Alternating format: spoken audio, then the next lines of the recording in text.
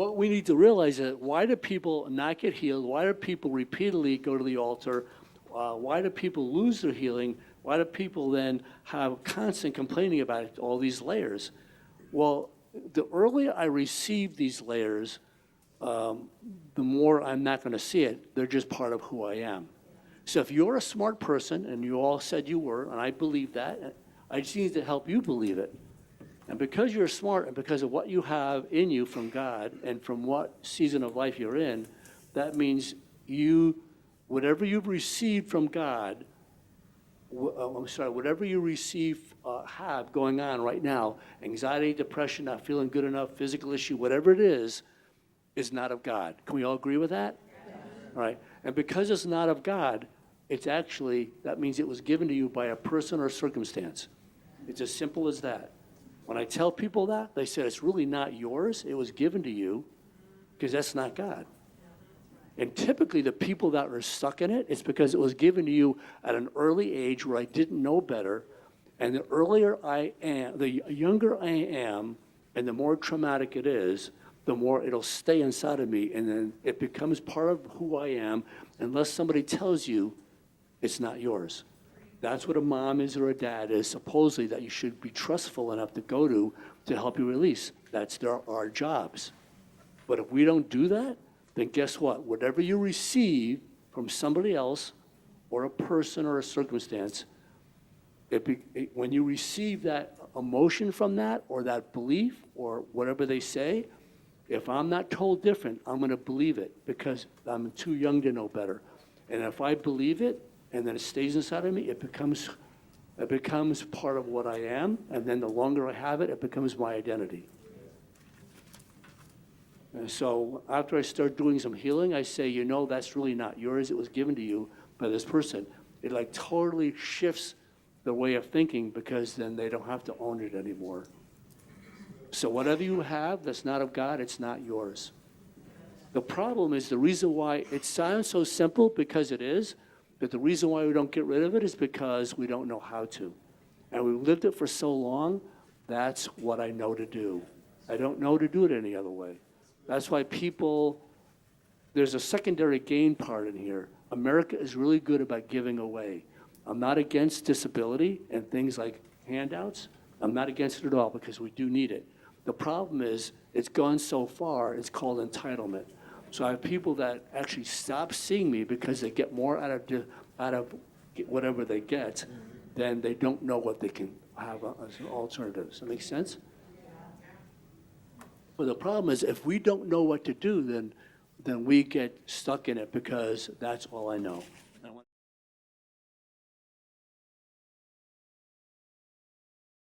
So trauma starts in utero. So when you listen to a person, if you can't find anything, if you don't understand where it's coming from at all, many times it's coming from utero. For example, if your mother was anxious while you're going to be during pregnancy with you, you're going to be anxious. If your mom was depressed, you're going to be depressed when you're born. It's just a fact because the chemicals that are going to wash over you that are washing over mom. That's the one thing. Secondly, up to about it's 6 months. At 6 months, you're a seeing, hearing, feeling, sensing little child. You can actually see light on the outside. You can hear everything that's happening. You can sense it. If your mom is startled, you're startled. If your mom is afraid, you're afraid. If you want to know more about this, get the book. It's The Secret Life of an Unborn Child, and I talk about it in my book. I believe it's in this one. If it's not, I know it's in Finding Victory and Heal It Doesn't Happen. It's The Secret Life of an Unborn Child, and it's by Thomas Varney. He's an MD. Spell the last name, please. I believe it's Verney. Yeah. Thomas Varney. Anyway, fascinating book. It's been around a long time. It'll probably cost you more to ship it than to buy it if you get a used copy. But it's an excellent book. Anyway, he says in there that if your parents fight, your mom and dad, by the way, has Mom has more than dad, but dad also has a significant influence on you. So if mom and dad are fighting, and you're that around that 6 months, he said that you can hear it and you can feel it and you're afraid. And he said that's one of the reasons why there's a breech birth, because I don't want to go out there. And there's a lot of information about it. So that's one. He has amazing stories in there. There was a story about a man who's 30 some odd years old. He's at home playing the piano, playing a classical piano just by knowledge, all right? Not reading music. He's playing a piece. His mom comes to visit. She walks in the door, and he's playing this, and she says, "Wow, you're really good at this. Where did you learn that?" He says, "I don't know. It just comes to me." And she thought for a moment, "That's the stuff that I would play all the time when I was pregnant with you." He says the connection to that is amazing. I had a woman that had a major amount of headaches when she was as an adult, and we couldn't figure out other than what was going on. And typically, the older we get, the emotional stuff that's inside of us and memories and all that eventually comes out. Eventually, our body is always wanting to release things. That's how God created it. And so we want to release. So as the older we get, that's why we have more anxiety stuff, like aches and pains and why it's because we're trying to get rid of stuff. That's our body telling you that something's wrong and go help me out here, all right? But we just go to the doctor and the doctor says, "Here, take this." No, you need to get rid of why you have it. For now on, do something really interesting, all right? The next time you go to your allopathic doctor, which is usually an MD or DO, ask them, when they give you something about something you have, say, no, why do I have it?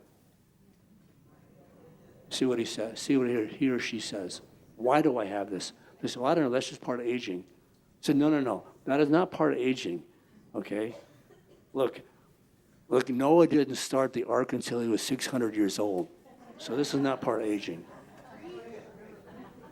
So anyway, there's plenty of stories like this. I had another woman that was, she was afraid. She had a lot of anxiety all the time, especially when she was in a car. She was 24 or 5 years old. She heard a story about her mom having a car accident while she was pregnant with this woman who was 24. So what I did is I took this woman who was 24 back to the time with her mom having a car accident. So she heard the story that she was T-boned where her mom was, and obviously mom was hurt and had to act, but the baby obviously was stillborn, but she had a lot of hurt and physical and a lot of anxiety. And so what I did is I went back to that point and did what Mark was talking about, what we did, and what I've done with everybody, and I'll teach you. We released that anxiety, and she was just totally healed. I mean, she had it for 24 years. It was because she was still holding on to the anxiety that her mother gave her during that time. And that's what she knew. That's what she was born with. Right? So that's the utero stuff. So then what happens is, in childhood, you could write this down, childhood is your external world creates your internal belief of reality. Your external world creates your internal belief of reality. Now, this is based on Proverbs 22:6, all right? Train up a child in the way they should go, correct? And that's what's happening. So you need to recognize that it's the imprint that we receive. So childhood is a huge imprint. So depending on how your mom or dad are, okay, so think about it this way. See, I want you to get a handle on what you're dealing with. I hate to say it that way, but when you have a person in front of you or yourself, why are they that way? That's where you've got to go. Okay, I totally believe if I pray for something right now, and I forgot to say this, whatever you do in your church, or whatever you do in how you pray or how you practice as a professional, don't stop that. This is not to replace anything. This is to add to what you do. This is one more big strong tool in your tool belt of healing. That's why this works so well. Adulthood is internal beliefs determining your external reality. Okay, now remember, for childhood, your external reality determines your internal belief. Your external world creates your internal belief of reality. That's childhood. So then in turn, when you become an adult, your internal beliefs now determine your external reality. So if I grew up in a home where it was pretty chaotic and a lot of subtle, put downs or yelling going on, I'm going to be afraid because my belief is that, so I have this fear, my belief is that when people raise their voice, or I become afraid. So then I become an adult, and now I'm working in an office, or you marry somebody, and they raise their voice, I become uneasy, and I don't like it. I don't like conflict. I don't like people of authority. I don't like to be around people that I don't know what's going to happen. Like, what? What? So in my mind, I'm thinking, like, how old are you? Like, you have Jesus in your heart? What? Why are you thinking that way? Automatically, I know it's because someone gave that to you. That's not who you are. You're too powerful for that. Does that make sense? Right, so then I don't need to go further with that. Any questions regarding that? Now, you can have a fall. You can fall and hurt yourself. So, yes, that's a physical ailment, and that's true. The problem is, why isn't it healed? It's because the emotion right here in my soul is so strong that the emotion will stop, physiologically it'll make me out of a balance. It'll make those that are more medically inclined, you need to realize that I have meridian flows throughout my body, energy flows, and that energy flow is supposed to make you healed because we're not supposed to hold on to things, we're supposed to be healing. Our body was created to heal itself. Do you know that? Like literally. That's why we have fevers.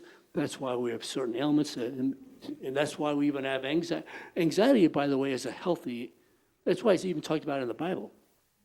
We're just not supposed to hang on to it. It's just not supposed to be a way of life.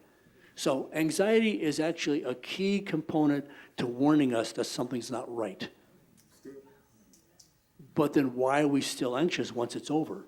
That's the unhealthy part of it. Oh, that's just the way life is. Oh, it's because I grew up in a very anxious home. Oh, because I had a very abusive boyfriend or girlfriend, So nobody was there to help you get rid of it. So I just hold on to it. God made us very tough people. We have very strong minds. We can hold on to a lot of, you know that in your lifetime, you only use 5% of information for your mind? That's not very much. So there's a lot more to be used. The problem is when I have a lot of emotion, it shuts my ability down to actually use it because I'm afraid or I don't feel good enough. It just goes on and on. And so we store that stuff in our mind, in our body. And then real quickly, so excessive, we're supposed to integrate it. We're supposed to let it go. So the excessive amount of trauma, if it's not processed, that emotion literally gets stored in my cells, in my muscles, and my tension, and my tendons and organs. And either the body will make a condition, or if you already have a condition, it'll just make it worse and not heal. Those are the two things that the unhealthiness happens. Does that make sense? Okay, so you've got somebody standing in front of you that you want to heal, or even yourself that's not getting healed. You need to continue to ask Holy Spirit, what is going on inside of them, emotionally especially, after I've done all the forgiveness and releasing sins. What's still going on inside of me in that soul portion that's getting in the way? So you need to find out, and I'll show you how to do it, but that's the essence of where we're going, all right? So over time, over the result, if you don't get rid of this stored emotion, it disconnects you spiritually, in the soul, and in the body. You have less capability of receiving healing. It blocks your physical conditions from releasing because the emotion is so strong, it holds that stuff in. So emotion will hold in your physical problems. And it makes my body and mind weakened state of functioning. So I'm more susceptible to illness. It creates other issues like immune deficiencies, chronic conditions, like, for example, chronic fatigue syndrome, Crohn's, fibromyalgia, IBS, autoimmune issues, all that stuff, the MS. These are all internal. When I have people in front of me that talks about it, I ask you, by the way, do you hold in your feelings or have a hard time letting it go? 100% yes. So what happens is, it's just my body doesn't let go of something so I can release and then get myself back into homeostasis, which is balance. And so I'm not allowing that to happen.